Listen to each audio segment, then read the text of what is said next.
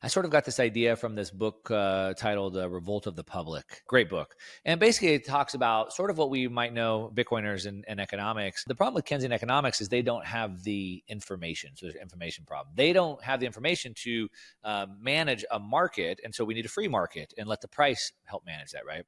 And the same is sort of true in this information gap. And so what happened is in the past, we had a different problem than we have today. In the past, the problem was how do we get the information? Today, we have a different problem. Now we have too much information. How do we discern it?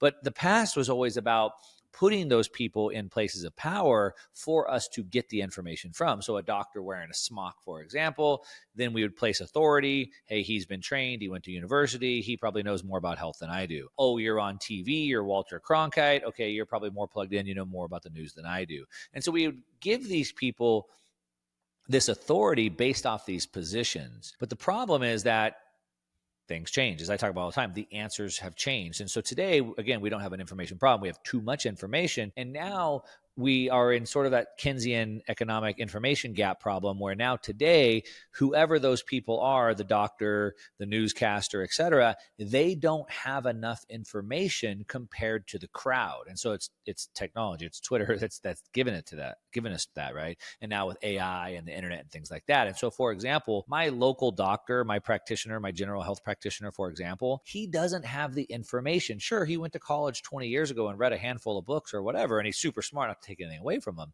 But if I have some sort of a condition, I can feel it in my body. I know it's there. I have a vested interest. I care about my own health.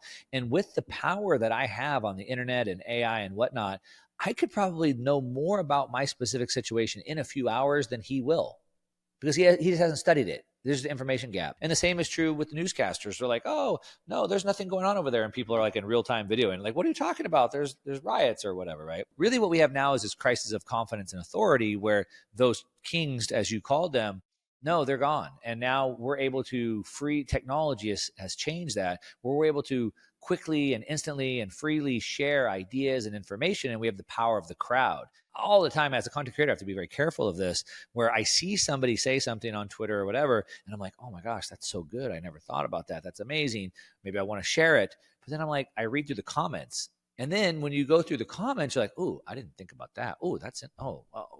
And then it changes your mind. And so it's that crowd mind, right? And I think that's just extremely powerful. Now, to the part of the question that you asked is like, how do we navigate in that world? And now it takes a completely different skill. And of course, our school system hasn't equipped us for that. And so now the skill is the skill of discernment, critical thinking. And so how do we do that? Well, one, you need to have a base understanding of sort of a broad range of subjects. You need to be able to practice critical thinking, breaking things down into like a first principles level so I can start to formulate my own ideas off of that. When I receive information, like number one, who's giving me the information? Number two, what biases might this person have? Number three, how do I separate the fact versus opinion? And as you start to think through that, and then you have to start thinking through second, third, fourth order effects, right? So like, I feel really bad for the poor people. Like, why don't we just give them a handout so they can get education and do that? Why don't we forgive their college debt? Because, I mean, if we forgive the debt, then they can go work and maybe the economy gets better. But then what? Well, let's see, we put $1 trillion of debt into the economy. Then what? Well, then we have more inflation. Then what? Well, then those people aren't motivated to work. And then what? All right, so when you think about these things through different mental models, you start to see a difference. And that's unfortunately the skill that has to be learned, which then brings up a big problem with the voting base that we have today in a democracy. But that's a whole nother topic. Schools are so behind. You just made me think of this. And that's why I want to kind of tangent a little bit. But schools are so behind critical thinking, all these things, kids just kind of sitting there in government run schools for 8 hours a day doing who knows what, generally filling your head with a bunch of stuff you're never going to use in your life. And we have this information gap in the sense of we have the technology where you don't need to necessarily know these things when it gets to more advanced levels or whatever. So what are you doing to keep your kids up to date? What do you have them, working on, like whether it's time management, things of that nature, critical thinking, discerning things. I think such important basic things that just get brushed to the side in modern culture. Yeah, that's a very broad question, and you're absolutely right though on the problem, and the problem is massive. And how do we do that? I think number one, pull your kids out of school. And the reason why I say that just as sort of like a matter of fact statement is because, again, the answers changed, right? And so when you think about the world and how the world's changed, we used to live in like an analytical world, a technical world, if you will. And I mean, it was 100, 500 years ago where they used to think that we had two sides of our brain, analytical and creative. And they used to think we don't even need the creative side of our brain. They even did like lobotomies on that. It was crazy. And so our entire school system, the SAT system is all built for like analytical, technical thinkers. And so being the coder, the attorney, the doctor, things like that. There's not, and the school system doesn't support creative thought. And it's no wonder. I mean, it was designed in the late 1800s in Prussia to specifically train good factory workers to not think outside the box. It was specifically designed so you wouldn't do that. But the problem is, again, the answers change. And so today, now we're in the information age, and the internet has commoditized technical workers. So when I was younger, my mom wanted me to be an engineer or a coder. Those were like good jobs to have. But most of the listeners know that economics is built off of scarcity, supply and demand.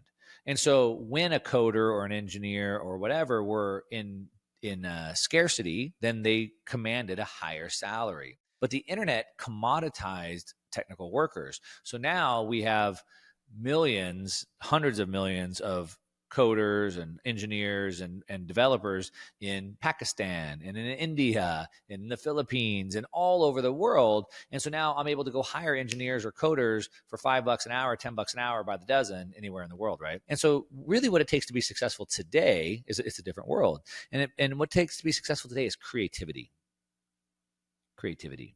I have to be able to see a problem, come up with a creative solution for the problem, and understand who the technical workers are that I need to bring together to now solve that problem. And so really the skill today is different. The skill today is like, how can I be a conductor of an orchestra? How can I get all the different people to play all the different instruments together to make that beautiful music? And back to the school system is specifically designed to remove the creativity, specifically designed for that. And so that's just rule number one. Homeschool, I mean, is obviously massively on the rise for any number of reasons, number one.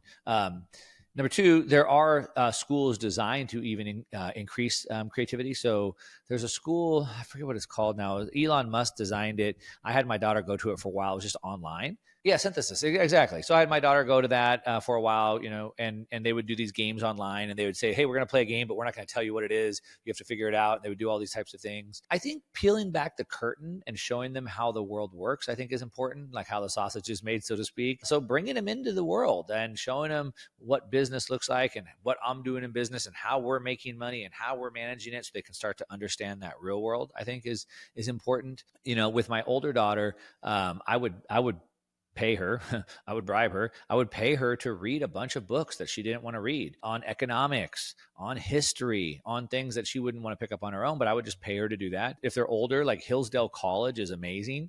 So Hillsdale College has amazing virtual classes on all types of history and constitution and government. And I would pay her to go through all those classes and watch all that stuff. Take them to events and conferences to see that. So those are all ideas. It depends on the age group, obviously, where they're at. There's a lot of really good books for people of all different ages for that. But I think, we have to understand, Ronald Reagan says that freedom wasn't passed to us in the bloodline. Instead, it must be fought for by every single generation. And so it's up to us to train that next generation properly. What are you seeing in terms of putting your labor to work, putting that energy, that creativity together in the companies and the things that you're seeing?